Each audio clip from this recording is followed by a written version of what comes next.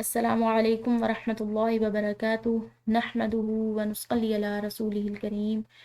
امید کرتی ہوں کہ آپ سب اللہ تعالیٰ کے فضل و کرم سے خیر و عافیت کے ساتھ ہوں گے۔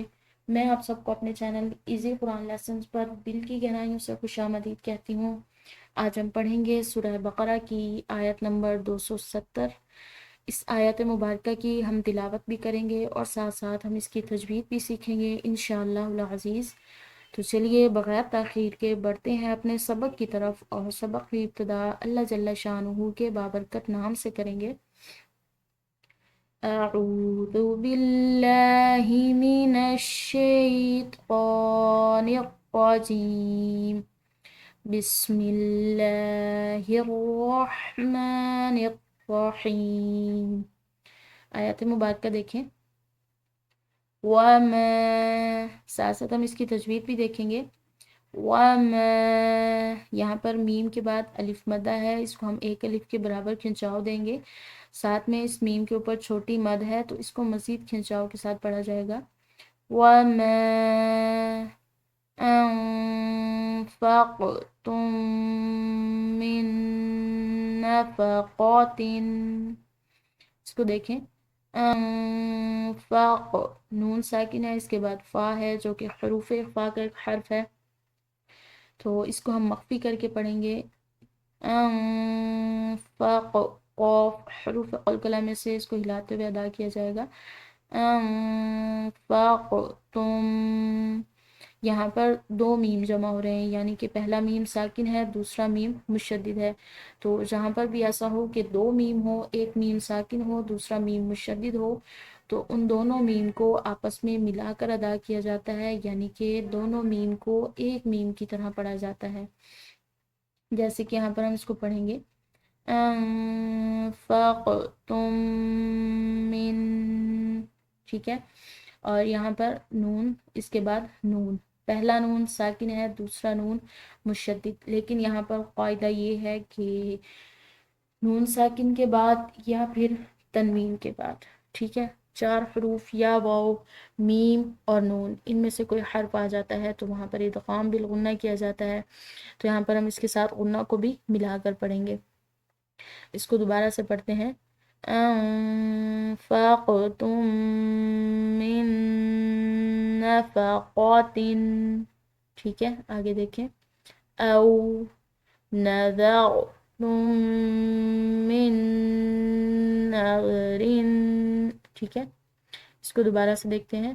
او نذر، ذال نرم حروف میں سے ہے، اس کے بعد جو یہ میم ساکن اور ایک میم مشدد، یہاں پر بھی یہی قاعدہ قانون ہے کہ دونوں میم کو ایک میم کی طرح پڑھیں گے۔ اس کو ہم پڑھتے ہیں۔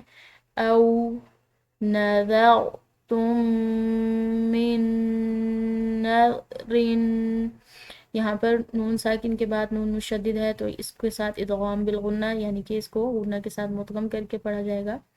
من نذر، ذال نرم حروف میں سے ہے، نذر، یہاں پر جو ہے غا کی تنوین ہے، اس کے بعد فا،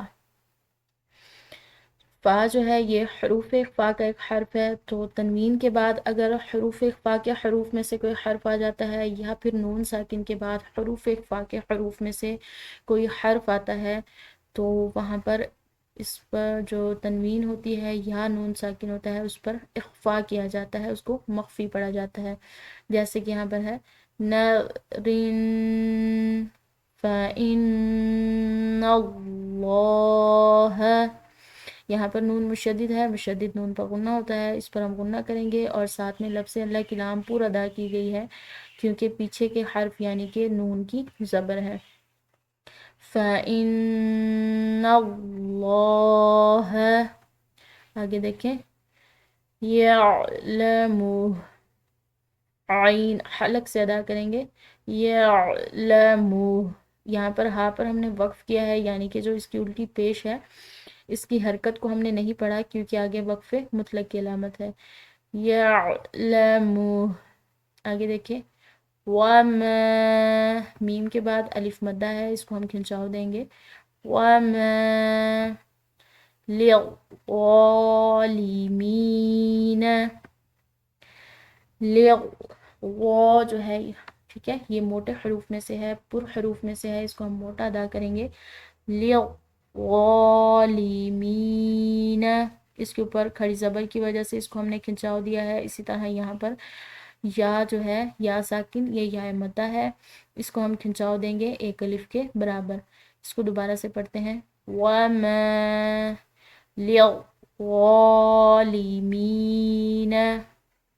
من انصار، اس کو دیکھیں، نون ساکن ہے، اس کے بعد قاد ہے، یہ بھی حروف اخفاء کا ایک حرف ہے، تو اس کو ہم مخفی کر کے پڑھیں گے، من انصار، ٹھیک ہے۔ اس کے ساتھ ہی ہمارا آج کا سبق اختتام کو پہنچا۔ امید ہے کہ آپ کو آج کا سبق بہت اچھے طریقے سے سمجھ آ گیا ہوگا۔ اگر آپ چینل پہ نئے ہیں اور ابھی تک چینل کو سبسکرائب نہیں کیا تو چینل کو سبسکرائب کیجیے اور ویڈیو کو لائک کیجیے اور ان ویڈیوز کو زیادہ سے زیادہ شیئر کیجیے تاکہ زیادہ سے زیادہ لوگ اس کار خیر سے مستفید ہوں، جو کہ آپ کے لیے صدقہ جاریہ بن جائے۔ نیکسٹ ملاقات تک کے لیے رکھیے گا اپنا بہت سارا خیال، دعاؤں کی درخواست، جزاکم اللہ خیرہ، السلام علیکم ورحمۃ اللہ وبرکاتہ۔